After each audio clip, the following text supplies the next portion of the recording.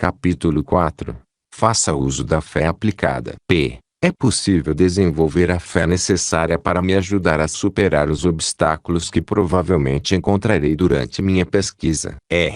Minha resposta descreverá talvez o mais importante dos 17 princípios da realização. A fé aplicada é um fator da realização humana que dá poder a todos que a empregam. É a grande força equalizadora que verdadeiramente iguala todos os homens. Devo entender que todos os homens nascem iguais, que os homens que têm uma grande autoconfiança nascem com esse traço.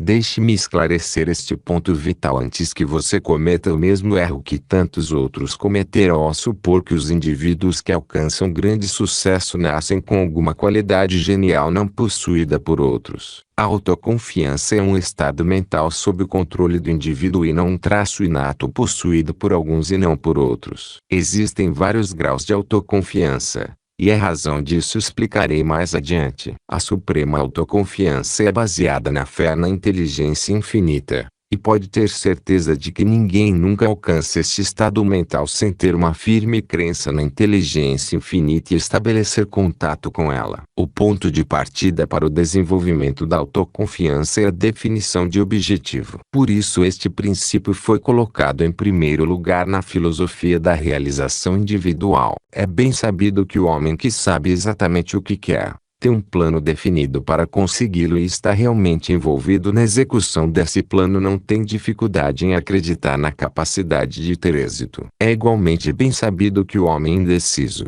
o sujeito que hesita e procrastina, logo perde a confiança na própria capacidade e acaba por não fazer nada. É fácil compreender isto. Mas o que acontece quando alguém sabe o que quer, tem um plano para consegui-lo, coloca o plano em funcionamento e mesmo assim encontra a derrota? A derrota não destrói a autoconfiança. Essa é a pergunta que eu esperava que você fizesse. Ela me dá a oportunidade de retificar um erro comum que muita gente comete. A derrota tem um benefício peculiar merecedor de destaque. O fato de que cada fracasso traz consigo, na circunstância do fracasso em si, a semente de um benefício equivalente. Examine o histórico dos líderes verdadeiramente grandes em todas as esferas da vida e descobrirá que o sucesso deles é diretamente proporcional ao domínio das derrotas. A vida tem um modo de desenvolver força e sabedoria nas pessoas em função da derrota e do fracasso temporários. E não ignore o fato de que não existe fracasso permanente até uma determinada experiência ser aceita como tal. O poder da mente é tão grande que não tem limites, exceto aqueles estabelecidos pelos indivíduos em sua própria mente. O poder que remove todas as limitações da mente é a fé. E enfatizei o fato de que a fonte de toda a fé é a crença na inteligência infinita. Depois de chegar ao entendimento desta verdade, você não precisará mais se preocupar com autoconfiança, pois a possuirá em abundância.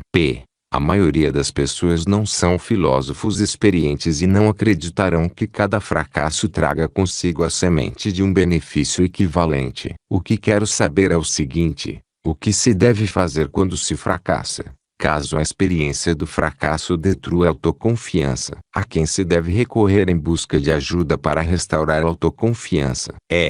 Sua pergunta a princípio parece muito difícil de responder, mas a aparência é enganadora, conforme vou explicar. Deixe-me responder sucintamente da seguinte maneira: a melhor forma de se proteger de uma derrota é disciplinar a mente para enfrentar a derrota antes que ela chegue. Isto pode ser alcançado mais facilmente criando hábitos que permitam dominar a mente plenamente e utilizá-la para alcançar fins específicos em todas as ocasiões, desde a menor até a maior tarefa diária. Como se faz para dominar a própria mente conforme você sugere? A resposta a esta pergunta é o conteúdo de toda esta filosofia, já que ninguém pode dominar a mente por completo antes de assimilar e colocar em ação todos os 17 princípios. O ponto de partida, como já declarei, é a adoção de um objetivo principal definido. O segundo passo consiste na formação de uma aliança de mastermind. O terceiro passo é o desenvolvimento de uma personalidade atraente, com a qual é possível relacionar-se adequadamente com os membros de seu grupo de mastermind e com outras pessoas essenciais para a realização do objetivo principal. O quarto passo consiste em uma forma de disciplina mental que designamos como fé aplicada, cujos detalhes estamos analisando agora. Fé é o poder que dá eficácia aos outros três princípios, e é um estado mental que qualquer um pode desenvolver e utilizar. P. Existe uma lei ou fórmula por trás do princípio da fé que um indivíduo possa adotar e seguir até um fim definido. R. Antes de iniciar a análise da fórmula pela qual a fé é adquirida, deixe-me lembrá-lo de que existe uma lei conhecida como lei da atração harmoniosa, pela qual semelhante atrai semelhante. Com o auxílio desta lei, o homem bem-sucedido torna a sua mente consciente do sucesso, de forma deliberada ou inconsciente, vitalizando-a com um vívido desejo pela realização de seu objetivo principal. É fato conhecido que os homens de grandes feitos desenvolvem o hábito de transformar seu objetivo principal em uma obsessão. Em casos extremos, esta obsessão se intensifica a ponto de atingir a proporção de auto-hipnose. P. Como se faz para desenvolver este estado mental que você classifica como obsessão? R. Ele é alcançado pela adoção de um objetivo ou plano definido, respaldado pelo desejo ardente de sua realização. Aqui o hábito da repetição do pensamento entra em ação. Desenvolve-se o hábito fazendo do objetivo ou plano o pensamento dominante da mente. Se o desejo por trás do plano ou objetivo for forte o bastante, terá o efeito de trazer à mente uma imagem desse objetivo e de permanecer nessa imagem sempre que a mente estiver ocupada com assuntos menos importantes. É assim que todas as obsessões são desenvolvidas. Quanto mais se pensa e se fala de uma ideia ou plano, mais isso se aproxima de tornar-se uma obsessão. Aqui as mesas redondas do grupo de mastermind tornam-se fatores poderosos para vitalizar a mente com a qualidade obsessiva necessária. P. Já ouvi dizer que um homem acaba acreditando em qualquer coisa que repita com frequência, mesmo que não seja a verdade.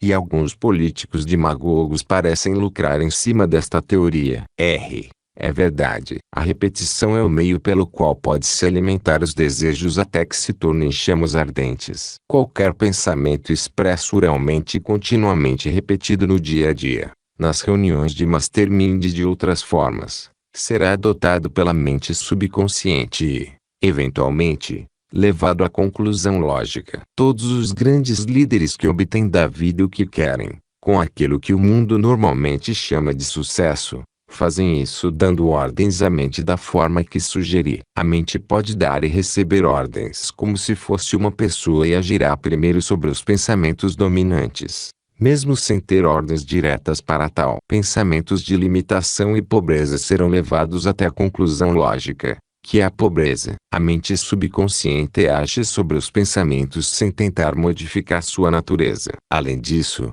atua de modo automático, quer você esteja consciente ou não dessa ação. P. Se entendi bem, pode-se desenvolver a autoconfiança pensando no que se deseja fazer e se pode fazer excluindo pensamentos sobre as dificuldades que podem surgir pelo caminho. R. Você pegou a ideia com exatidão. Enquanto eu trabalhava como operário, ouvi um colega dizer: "Eu odeio a pobreza e não vou tolerar isso." Ele ainda é operário e tem sorte de ter um emprego. Veja bem. Ele fixou a mente na pobreza e foi isso que seu subconsciente lhe deu. Teria sido diferente se ele tivesse dito: "Eu gosto da riqueza, vou merecê-la e recebê-la." Teria ajudado também se ele tivesse ido um passo além e descrito o tipo de serviço que pretendia dar em troca da riqueza que desejava. P.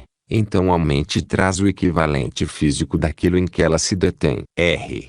Não tenha dúvidas de que ela faz isso, e traz pelos meios mais rápidos, mais econômicos e mais práticos disponíveis, usando todas as oportunidades para alcançar o objeto do desejo. P. Qual é o efeito de duas ou mais pessoas que juntam suas forças mentais e trabalham harmoniosamente para a realização de um objetivo definido? R. Elas atingem o objetivo muito mais rapidamente do que se trabalhassem de forma independente. Quando os líderes de uma organização empresarial começam a pensar, falar e agir em conjunto em um espírito de harmonia, geralmente conseguem o que querem. É verdade que as pessoas podem se convencer de qualquer coisa que desejem. Os pensamentos são coisas, e coisas poderosas. São mais poderosos quando expressos nas palavras de um indivíduo que sabe exatamente o que quer, e ainda mais poderosos quando expressos nas palavras de um grupo de pessoas que pensam, falam e agem em conjunto. Pelo que você disse, acredito que, quando o povo de uma comunidade ou uma nação começa a pensar e agir em relação a qualquer objetivo definido, em breve encontrará meios de alcançá-lo. Essa não é apenas a minha crença, é um fato. Se os jornais começam a publicar histórias sobre guerras, e as pessoas começam a pensar e falar em guerra nas conversas diárias, logo se encontram em guerra. As pessoas obtêm aquilo em que suas mentes se detêm, e isso se aplica a um grupo, comunidade ou nação inteira, assim como a um único indivíduo. Um motivo pelo qual nós americanos somos o povo mais rico e livre do mundo, e talvez o único motivo, é que pensamos, falamos e agimos em termos de liberdade e riqueza. Nossa nação nasceu literalmente do nosso desejo de liberdade. Nossos livros de história estão repletos do espírito de liberdade. Falamos tanto em liberdade que temos liberdade em abundância. Se deixássemos de falar ou de pensar na liberdade, deixaríamos de possuí-la. Pode dar um exemplo de como as pessoas conseguem obter o que pensam e falam. É só voltar na história deste país e estudar os eventos que levaram à assinatura da Declaração de Independência. Você encontrará algo que a maioria dos estudantes de história ignora completamente, ou seja, a verdadeira fonte de poder que permitiu aos exércitos de George Washington vencer exércitos vastamente superiores e mais equipados. O poder do qual estou falando é o que começou na forma de um objetivo definido na mente de poucos homens. Ele se estendeu pelas relações de mastermind desses homens, até dar a este país a liberdade de que agora desfrutamos. Bem, esta história é certamente nova para mim. Diga-me, como isso aconteceu? Começou definitivamente com 3 homens, John Hancock, Samuel Adams e Richard Riley, que se comunicavam livremente, principalmente por correspondência, expressando suas opiniões e esperanças sobre a liberdade das colônias. A partir dessa prática, Samuel Adams concebeu a ideia de que uma troca mútua de cartas entre as pessoas mais proeminentes das 13 colônias poderia ajudar na coordenação de esforços tão necessária para resolver seus problemas comuns. Assim, um comitê de correspondência foi organizado. Esse movimento aumentou o poder da aliança de mastermind dos 3 homens, adicionando homens de todas as colônias. Esses 3 homens não se contentaram em apenas escrever cartas, mas mantiveram a agitação por correspondência até ela por fim levar à reunião histórica no Independence Hall, na Filadélfia, onde 56 homens assinaram um documento destinado a dar à luz a uma nova nação, a Declaração de Independência. Eles foram motivados por uma fé ativa. Este é de fato um capítulo emocionante de nossa história. Foi realmente assim tão simples? Foi longe de ser simples. Mas os princípios em operação são simples. Enquanto o programa da redação de cartas estava em andamento, Samuel Adams e John Hancock convocaram uma reunião secreta dos amigos mais próximos com a finalidade de delinear os passos necessários para traduzir seu objetivo definido em ação. Quando a reunião começou, Samuel Adams trancou a porta, colocou a chave no bolso, disse calmamente aos presentes que era imperativa a organização de um congresso dos colonos e informou que nenhum homem poderia sair da sala até chegarem a um acordo sobre tal iniciativa. Aqui está mais uma prova de fé ativa. Por influência de Hancock e Adams, os outros presentes foram induzidos a concordar que, por intermédio do Comitê de Correspondência, seriam feitos os arranjos para uma reunião do primeiro Congresso Continental a ser realizada na Filadélfia, no dia 5 de setembro de 1774,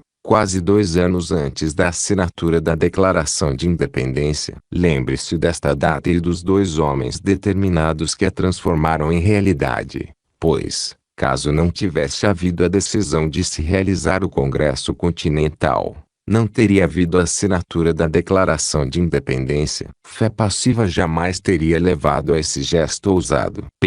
Devo dizer que precisamos desse tipo de fé em nossa nação hoje.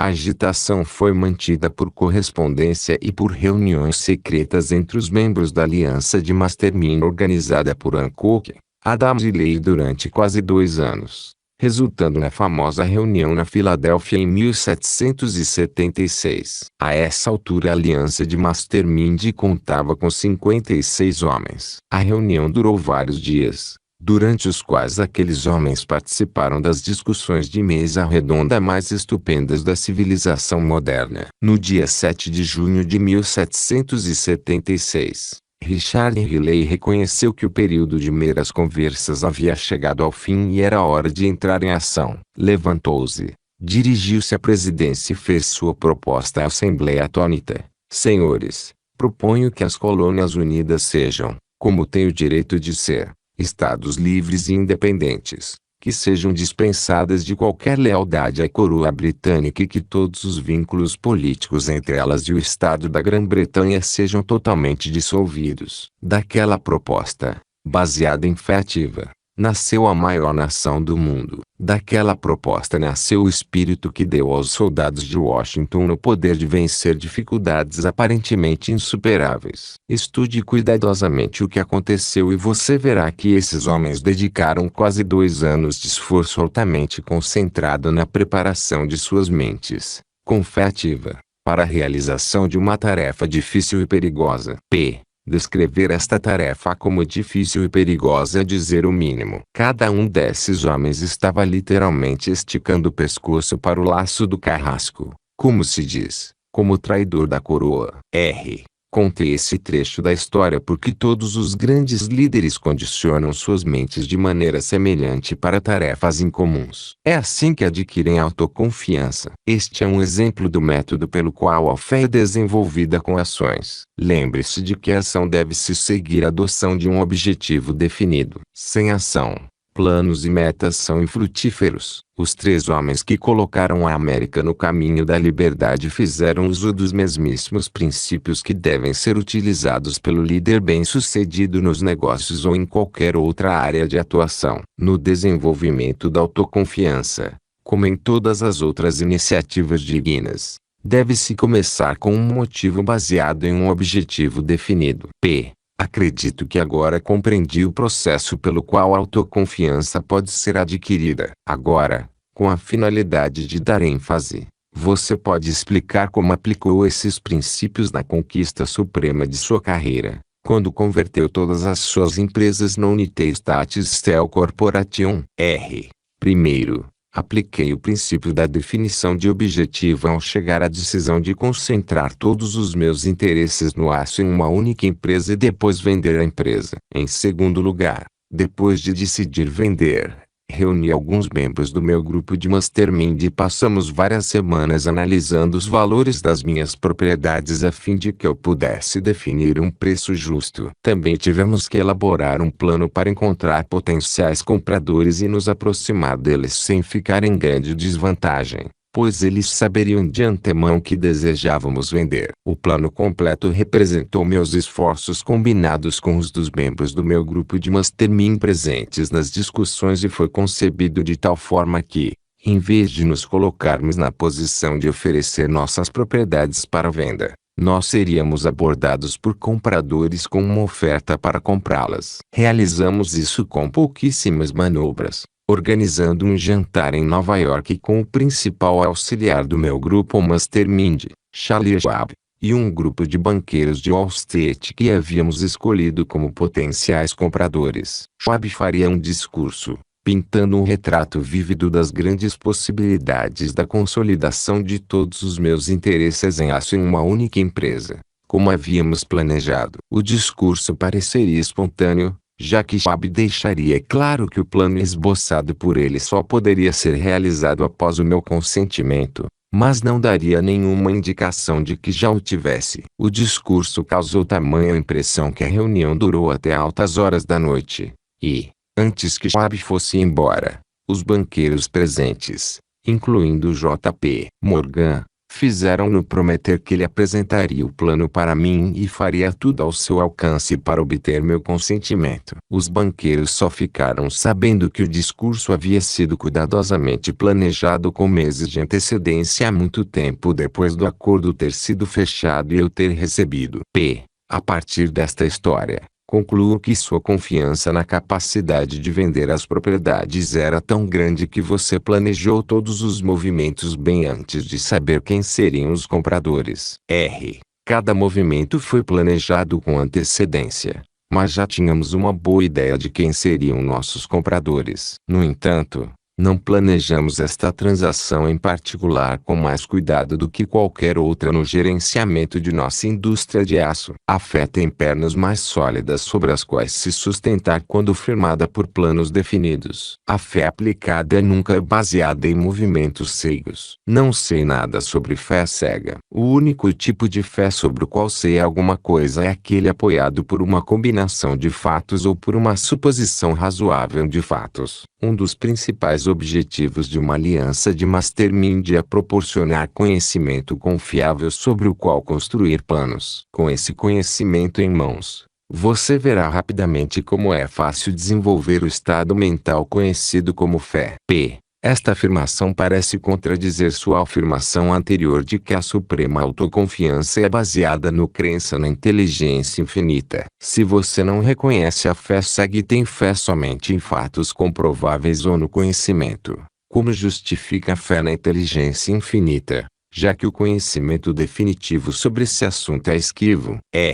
Você cometeu o erro de presumir que não haja nenhuma fonte de conhecimento definitivo sobre a inteligência infinita. Na verdade, a existência e o funcionamento da inteligência infinita são mais facilmente comprovados do que qualquer outro fato. Pode explicar suas razões para acreditar nisso? Primeiro, a ordem de toda a lei natural e tudo o que sabemos sobre o universo são evidências indiscutíveis de que há um plano universal por trás de tudo isso. Uma forma de inteligência muito superior àquela que nós, seres humanos, entendemos. Posso ver isso nos movimentos e posições previsíveis das estrelas e dos planetas, que podem ser calculados e previstos centenas de anos antes. Posso ver isso no mistério que une duas pequenas células, cada uma delas menor do que a ponta fina de um alfinete, e as converte na máquina maravilhosa que chamamos de homem, carregando naquelas duas pequenas partículas de energia, matéria e inteligência uma parte das qualidades ancestrais dos homens de gerações passadas. Existem muitas teorias não comprováveis, mas a inteligência infinita não é uma delas. E posso dizer também que acredito que o poder com o qual pensamos e raciocinamos nada mais é do que uma porção ínfima da inteligência infinita funcionando no cérebro humano. É bastante óbvio que a inteligência infinita funciona pela mente dos homens e utiliza os meios naturais mais práticos disponíveis para a realização dos planos do Criador. Depois de adquirir esse ponto de vista, você estará melhor preparado para depender da fé na realização da tarefa que lhe atribuí. Você mencionou que a tarefa que lhe dei exige mais autoconfiança do que você possui. Então, estou oferecendo um ponto de vista que lhe proporcionará inspiração muito maior do que a autoconfiança. Se você aceitá-lo e agir de acordo, ele dará acesso a uma fé abundante, com a qual seu sucesso estará garantido antes mesmo de você começar a tarefa. Espero sinceramente que você abra sua mente para a orientação desta fé. No final de nossa última conversa, você afirmou que a inteligência infinita funciona pela mente dos homens e utiliza os meios naturais mais práticos disponíveis para a realização dos planos do Criador. Enquanto você falava, passou por minha cabeça que o cérebro humano, com seu intrincado sistema de recepção e envio de pensamentos, é a maior de todas as evidências de sua teoria de que a inteligência infinita é a verdadeira fonte do poder do pensamento. Se isto está correto, e acredito esteja, é igualmente verdade que a maior de todas as fontes de energia para a solução de nossos problemas é aquela disponível em nossa própria mente. Captei seu ponto de vista sobre este assunto.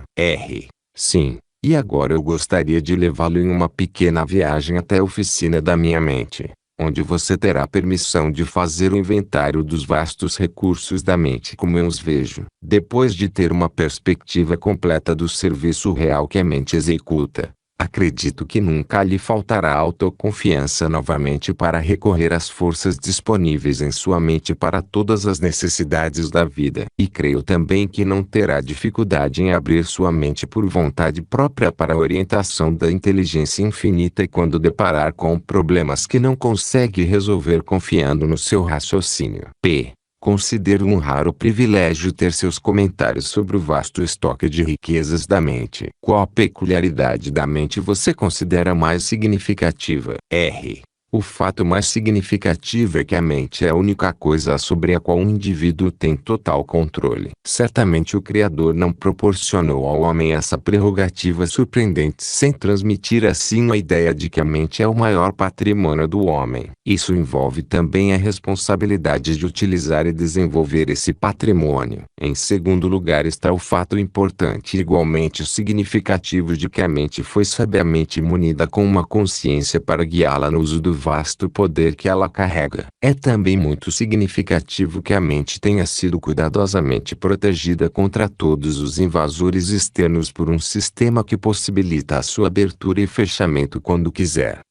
Você fala em abrir e fechar a mente como se ela fosse equipada com uma porta ou algum tipo de persiana. Poderia esclarecer o significado disso, por favor? A mente foi sabiamente munida de um portão de acesso para a inteligência infinita, conhecido como mente subconsciente. Esse portão foi concebido de maneira que não pode ser aberto para uso voluntário exceto pela mente primeiro preparada pela fé. No entanto, o portão pode ser aberto voluntariamente pelo outro lado, por assim dizer, pela inteligência infinita, quando a comunicação com o homem é necessária e sem o consentimento dele. O controle do homem sobre a própria mente refere-se apenas à mente consciente. Alguém disse que a imaginação é a oficina da alma. Gostaria de comentar essa afirmação?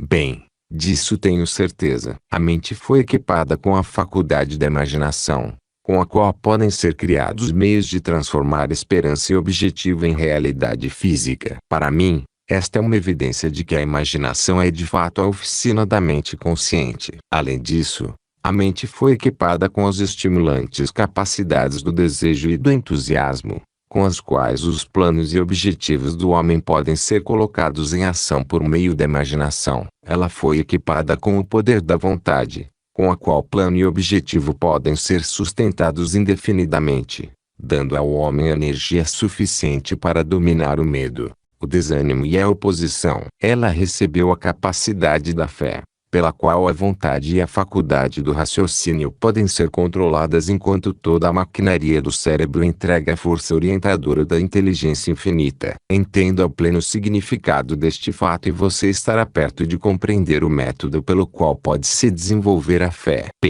Já ouvi você se referir muitas vezes ao sexto sentido da mente. O que quer dizer com esse termo? O sexto sentido prepara a mente para a conexão direta com outras mentes, possibilitando assim o funcionamento do mastermind, com o qual ela pode incorporar as forças estimulantes de outras mentes, que às vezes servem efetivamente como estímulo à imaginação. A mente tem o poder de projetar-se em outras mentes pelo que é conhecido como telepatia e pode fazê-lo livremente sob duas circunstâncias. Primeiro, quando outras mentes são deixadas abertas, voluntária ou negligentemente, e, segundo, quando uma relação de harmonia e unidade de objetivo é estabelecida entre duas ou mais mentes, como no caso da aliança de Mastermind. Até agora, você não mencionou as duas funções óbvias da mente, a faculdade de raciocínio e o poder de dedução. Onde se encaixam na sua concepção da mente? A mente, pela capacidade de raciocínio, pode combinar fatos e teorias em hipóteses, ideias e planos. Pelo poder de dedução, o filósofo analisa o passado para prever o futuro. A mente tem o poder de selecionar, modificar e controlar a natureza dos pensamentos, dando ao homem o privilégio de construir seu caráter e determinar que tipo de pensamento deve dominar sua mente. E que poder! Recordo que você tem dito repetidamente que os pensamentos dominantes de uma pessoa determinam seu conjunto de vê-las. Sim. E a mente tem uma capacidade ilimitada para receber, organizar e armazenar conhecimento. Ela foi equipada com um maravilhoso sistema de arquivo para registrar e relembrar cada pensamento expresso pelo que se chama de memória. Esse sistema surpreendente classifica e arquiva automaticamente pensamentos relacionados de tal maneira que a lembrança de um pensamento em particular leva à lembrança de pensamentos associados. E a mente funciona em segredo e em absoluto silêncio, garantindo assim a privacidade em todas as circunstâncias. O que se pode dizer do poder da mente sobre as funções do corpo físico? Ela tem o poder de ajudar na manutenção da saúde do corpo físico e aparentemente é a única fonte de cura de doenças físicas. Todas as outras fontes são meramente contributivas. Também mantém o corpo físico em reparo. Ela controla e direciona um maravilhoso sistema químico automaticamente. Com isso, converte todos os alimentos ingeridos em combinações adequadas para o sustento do corpo. Ela comanda o coração automaticamente. Com isso, o sangue circula para distribuir os alimentos onde são necessários e remover materiais residuais e células desgastadas do corpo.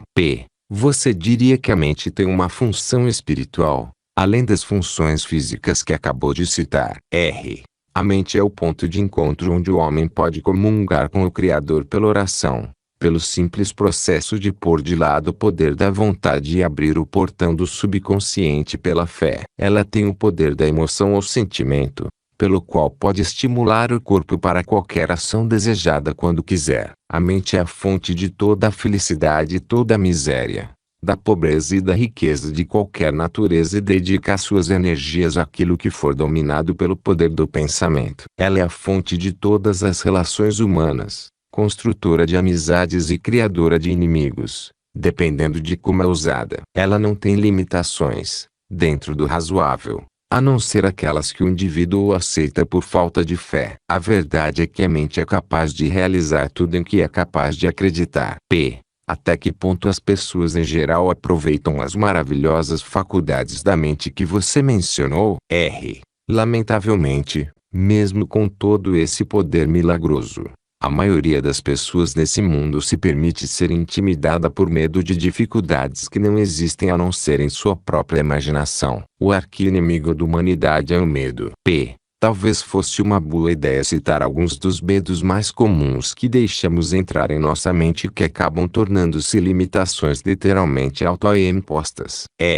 Tememos a pobreza em meio à imensa abundância de riqueza. Tememos doenças, apesar do sistema engenhoso proporcionado pela natureza com o qual o corpo físico é automaticamente mantido em bom funcionamento. Tememos críticas quando não há críticos além daqueles que criamos em nossa imaginação. Tememos a perda do amor de amigos e parentes, embora saibamos muito bem que nossa conduta é suficiente para preservar o amor em todas as circunstâncias comuns dos relacionamentos humanos. Tememos a velhice em vez de aceitá-la como um estágio de maior sabedoria e entendimento. Tememos a perda da liberdade, embora saibamos que a liberdade é uma questão de relações harmoniosas com os outros. Tememos a morte quando sabemos que ela é inevitável e está além do nosso controle. Tememos o fracasso, não reconhecendo que cada fracasso traz consigo a semente de um benefício equivalente. Em vez de abrir nossa mente para a orientação da inteligência infinita por meio da fé, nós a fechamos firmemente com todo o grau e nuance concebíveis de limitação, baseado em nossos medos desnecessários. Mas como se pode desenvolver a fé? Tenho certeza de que qualquer ajuda que você possa dar sobre esse assunto será muito apreciada. Repito a pergunta: como se pode desenvolver a fé? Vou dizer como. A fé pode ser desenvolvida limpando a mente dos inimigos dela. Limpe a mente dos pensamentos negativos, medos e limitações autoimpostas e pronto. A fé preencherá o espaço sem esforço. Se você não consegue acreditar, experimente por si e se convença. Não existe grande mistério sobre o estado mental conhecido como fé. Dê-lhe um lugar para habitar, e a fé se instalará sem convite ou cerimônia. Pare de falar sobre fé e comece a praticá-la. O que poderia ser mais simples? Pregamos sermões e oferecemos orações em nome de Cristo. Ainda que raramente façamos algum gesto para seguir seus conselhos e eliminar nossos problemas por meio do simples estado mental conhecido como fé. Construímos grandes edifícios de culto em nome de Cristo, mas os profanamos com a mente repleta de medo e limitações autoimpostas que ele claramente garantiu que não precisávamos cultivar. Você está falando com grande clareza sobre esse assunto. Espero que as pessoas beneficiem-se. Se pareço falar claramente, tenho certeza de que é porque sinto que a humanidade precisa da influência animadora do discurso direto para reconhecer que tudo de que se precisa ou deseja já está ao alcance. Tudo que as pessoas precisam fazer é tomar posse de sua mente e usá-la. Para fazer isso, o homem não precisa consultar ninguém, exceto a si mesmo. A liberdade, a abundância de bens materiais indispensáveis e dos luxos da vida são obtidas com a mente. Essa mente é a única coisa sobre a qual o homem tem total controle. Todavia é a única coisa que ele raramente utiliza de forma inteligente. Você poderia citar alguns homens que tomaram posse de suas mentes e quais foram os resultados? Muito de vez em quando o mundo é abençoado pela presença de alguém que assume o controle da própria mente e a usa para o bem da humanidade. Então surge um gênio, um Edison, um Aristóteles, um Platão ou um grande líder em pensamento e ação em alguma área útil de atuação. Colombo tomou posse de sua mente e nos deu um novo mundo, que agora serve como última fronteira da liberdade humana. Orville e Burwirth tomaram posse de suas mentes e presentearam o homem com asas e o domínio do ar. Johannes Gutenberg tomou posse de sua mente e criou a prensa móvel, que tornou possível a existência de todos os livros que possuímos e nos deu meios de preservar a experiência acumulada pela humanidade para o benefício das gerações futuras. A lista poderia continuar. Vamos aprender uma grande e necessária lição com esses exemplos notáveis de realização, que é o fato óbvio de que a autoconfiança e a fé são baseadas na definição de objetivo, respaldadas por planos definidos de ação. Procrastinação e fé não têm nada em comum. Pelo que você disse, a melhor maneira de começar a desenvolver a fé é definir um objetivo e começar a persegui-lo de uma vez por quaisquer meios disponíveis. Entendi bem? Muito bem, rapaz. O desenvolvimento da fé é em grande parte uma questão de compreender o poder assombroso da mente. O único verdadeiro mistério da fé é o fracasso do homem em fazer uso dela. Falo por experiência própria quando digo que a fé é um estado mental que pode ser adquirido e utilizado tão facilmente como qualquer outro. É tudo uma questão de compreensão e aplicação. Realmente, a fé sem obras é morta. Meus primeiros dias de juventude foram amaldiçoados pela pobreza e pela limitação de oportunidades. Um fato com o qual todos os que me conhecem estão familiarizados. Atualmente não sou mais amaldiçoado pela pobreza, pois tomei posse da minha mente. Mente essa que me trouxe todas as coisas materiais que eu quis e muito mais do que eu precisava. A fé não é patenteada. É um poder universal disponível tanto para a pessoa mais humilde quanto para a mais eminente. Sua descrição das possibilidades da mente humana é interessante e reveladora. Não encontrei nada nem remotamente parecido na bibliografia que estudei sobre o tema da psicologia e dos princípios do funcionamento da mente. Onde você adquiriu todo esse conhecimento?